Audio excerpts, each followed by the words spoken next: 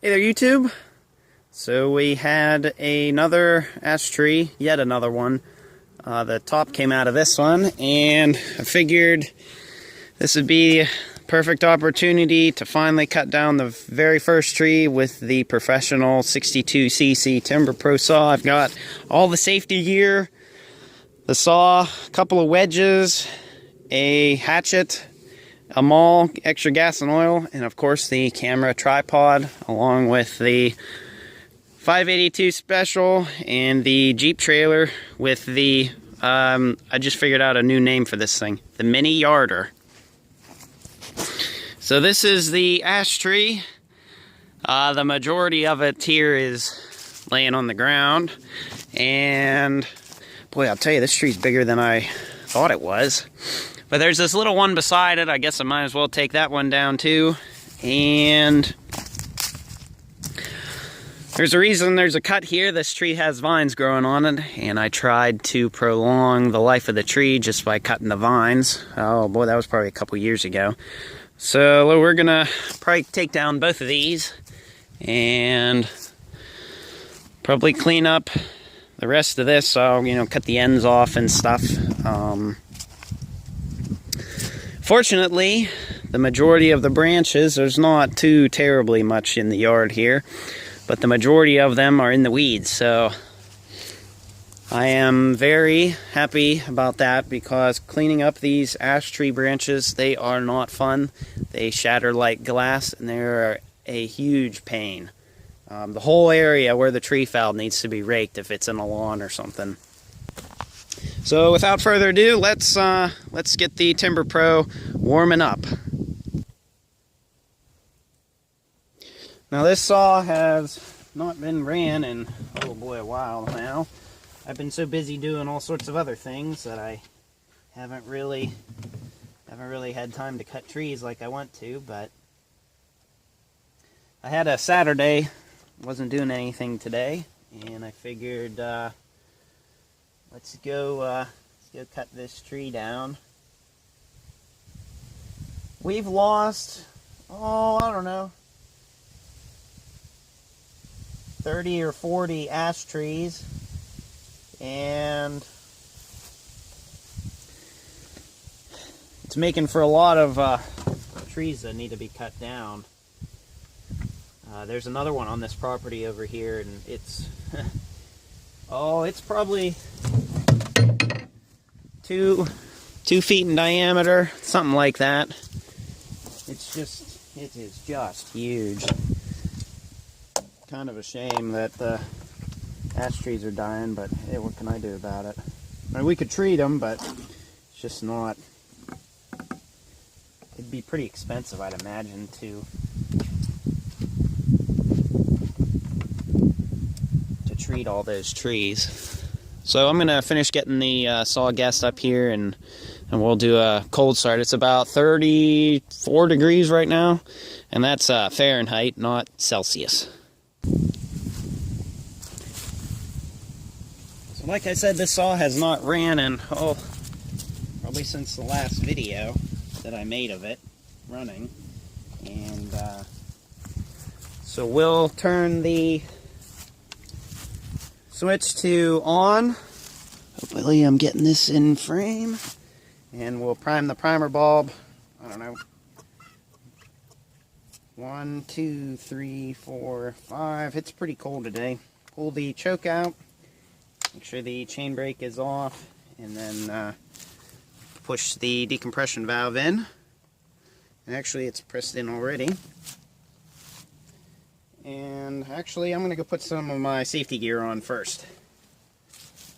Okay, now we can do the cold start.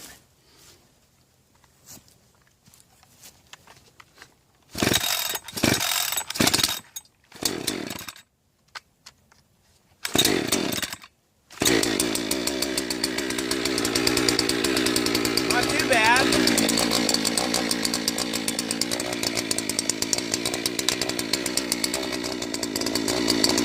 Yeah, that chain needs tight.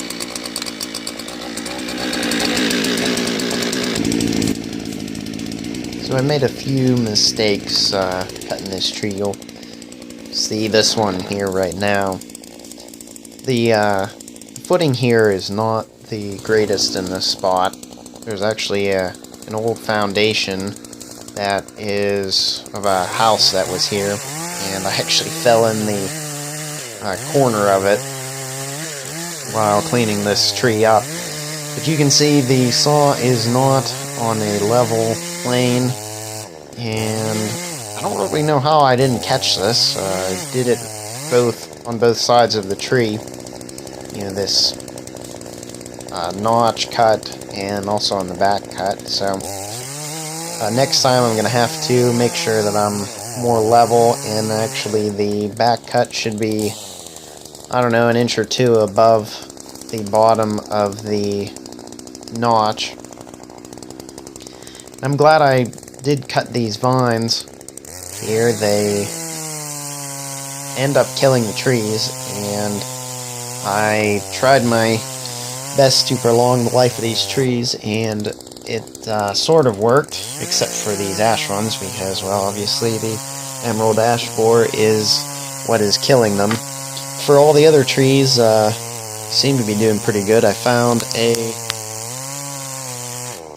cherry tree in the, probably 15 feet away from this tree, and it's got a rotten base also, so I'm going to have to eventually cut that one down too. But the TIMBERPRO seems to be doing good so far here. Here we go!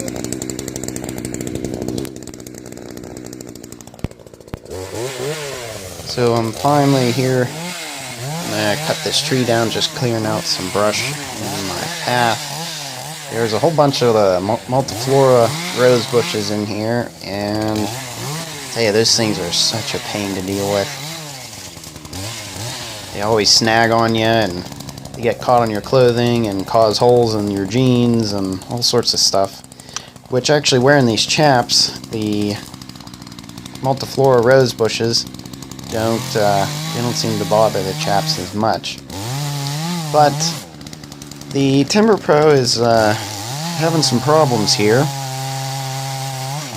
It's not so much. I'm thinking about this more as I'm editing this video, and I'm really starting to think that it's actually just the filter for the gas line that is above the fuel level in the tank. And that's just a simple fix. All I'd have to do is put some gloves on and push the filter back further down into the tank. I had this same problem with my Sapotch on the oiler, my little black top-handled chainsaw.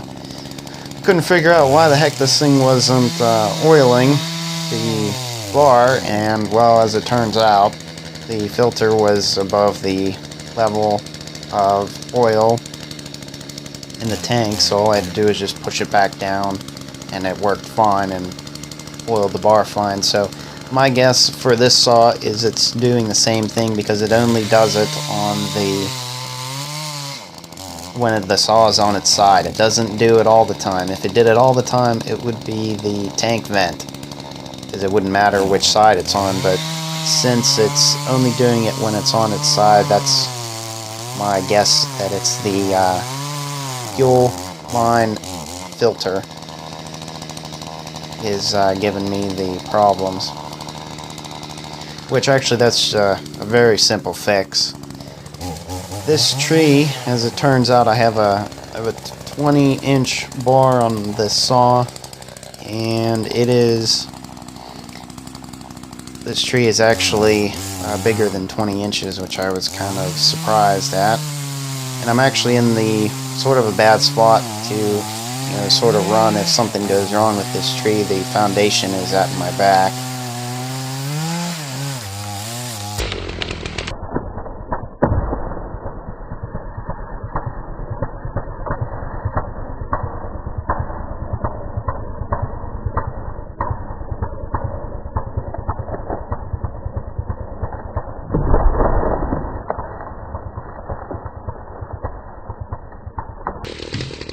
So here I'm just cutting up this tree, and eventually did get one saw log out of it.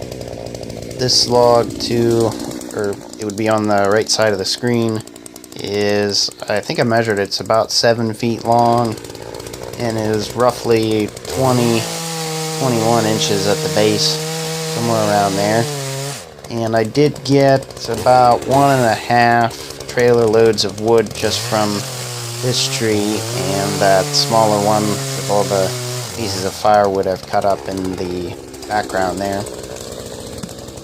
In this tree I cut the stump off lower to the ground, and I ran out of space on my phone to record it, but the stump, it was about 24 inches at the very base at the bottom, so it was flared out some, and it was, I counted the rings, it was about 45-ish years old, somewhere around there. So I am glad to have this tree down. There's plenty more ash trees where this one came from, so at some point I would love to invest in a sawmill to mill these logs up. I have so many logs. I think I have a pile of wood now. It's probably, I don't know, 40 or 50 feet long and about chest high stacked of just logs. So I can see now, after chainsaw milling for a little while, that it's not that I don't like chainsaw milling, it's just, it's inefficient, it's slow, and you take a ton of kerf out of each cut. A sawmill, I think, takes not even a 1/16, maybe probably even less than a 1/16.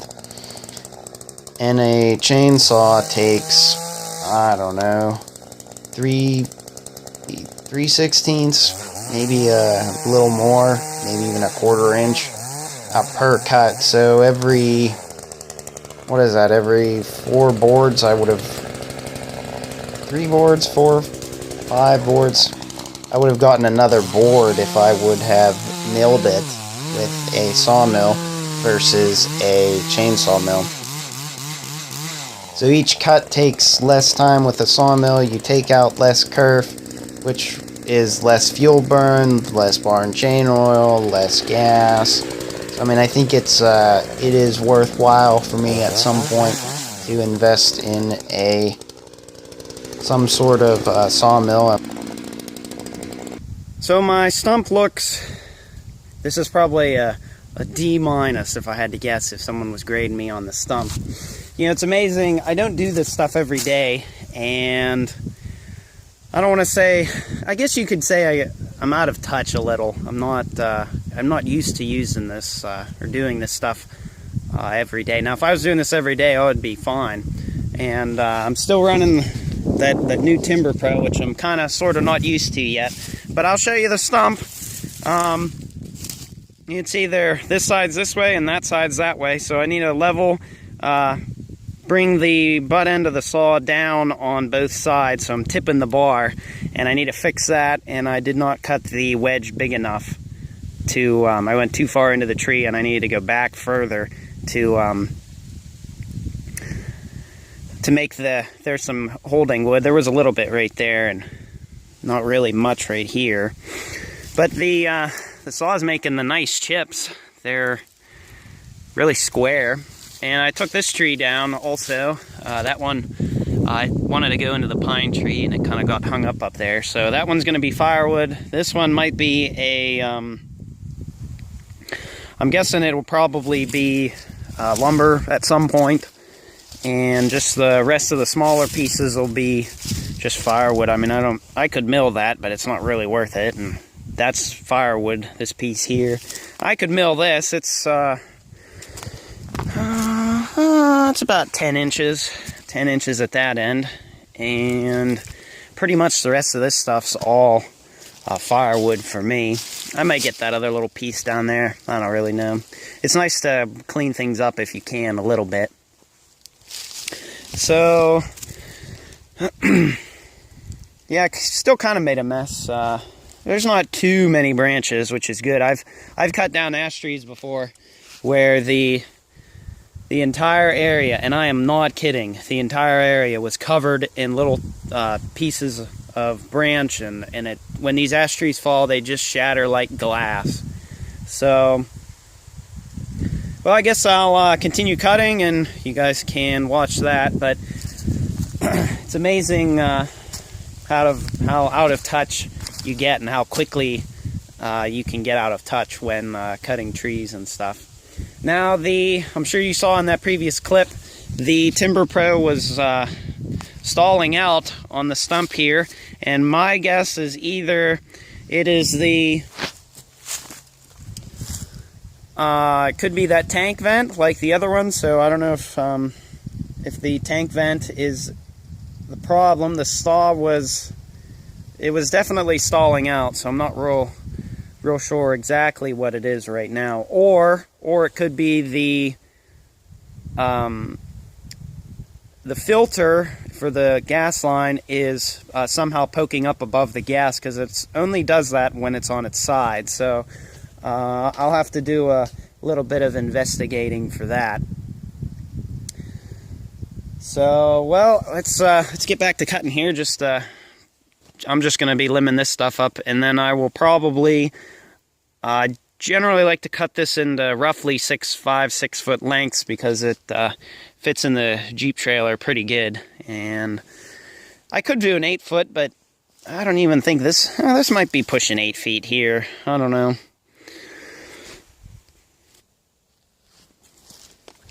I just gassed the saw up, so this should be a warm start, maybe. Getting back to the sawmill, Harbor Freight sells a sawmill. It's, what is it, Central Machinery or something. You can mill like a 20-inch wide log, and I think it's an 8 foot, 20 inches wide, 8 feet long, I think. Don't quote me on that, something like that. It has either is it a 6.5 or a 9 horsepower, somewhere in that range, engine on it. And 20 inches, that's about the majority of the trees around here. When they start getting bigger than 20 inches, usually they're either, they might be hollow, or bugs got in them, like carpenter ants, or just the wood on the inside just isn't good. And generally, the majority of the trees that I cut down are 20 inches and less. There'll be a few bigger ones here and there, but generally, the Harbor Freight sawmill is, I think, around $2,000. And believe it or not, actually, in probably a day of me just making beams, I could pretty much pay for that sawmill in just beams. So it really is worth it to invest in a sawmill at some point.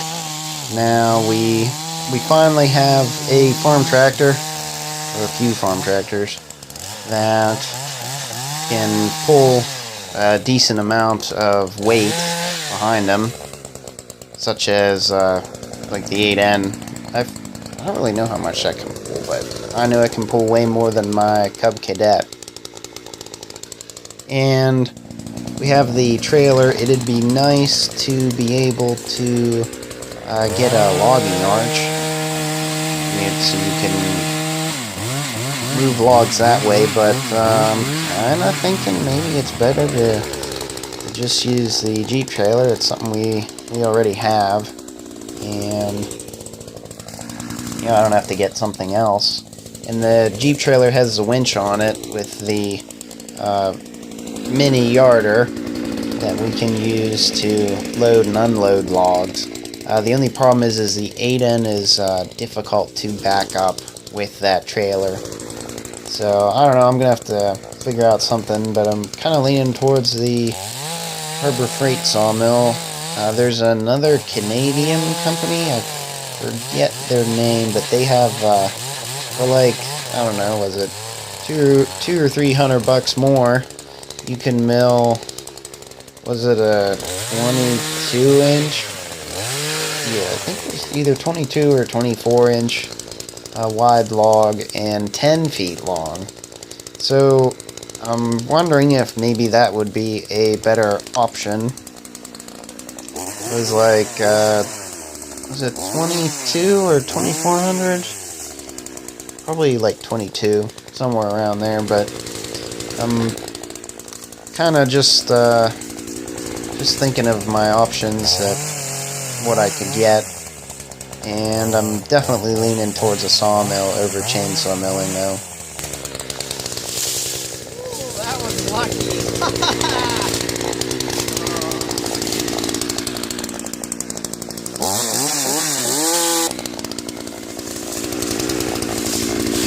Woo, man, you guys almost got hit. Well, I think that's going to be pretty much it for this tree. I pretty much cleaned up everything here, or at least cut the branches off, and then I'll come by and pick them up with the Jeep trailer. So, actually, why don't we just do a couple logs, I'll show you picking them up, and then that'll be it. So I figured some of you might like to see how I load up one of these logs. It's been a while since I've done this, and I guess I'll show you on the biggest log. Let me get things hooked up here and I'll show you what I'm doing. So I figured you guys would want to see the biggest log. So I've got a chain wrapped around it to the winch cable going up to the mini yarder. And I have a 12-volt battery in the toolbox there, and I'm hoping it's going to have enough juice to do this. I had to jump start the Cub today, so this time of year batteries do not like the cold. So you just press a little remote here.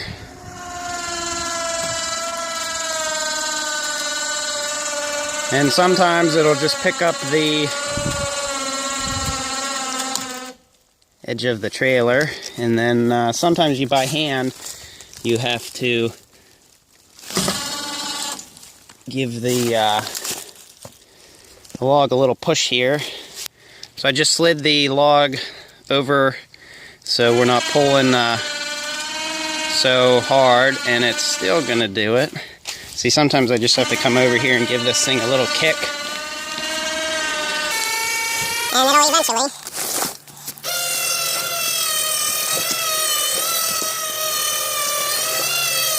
I need another hook also, for a better one.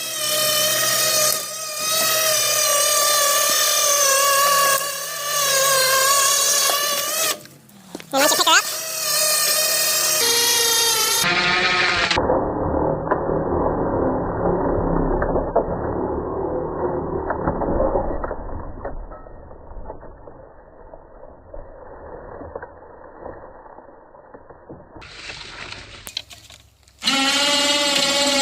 this is quite a log.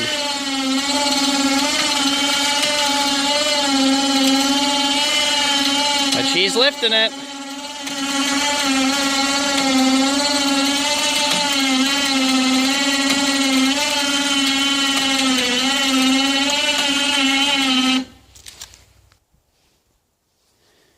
Then you just pull the log over.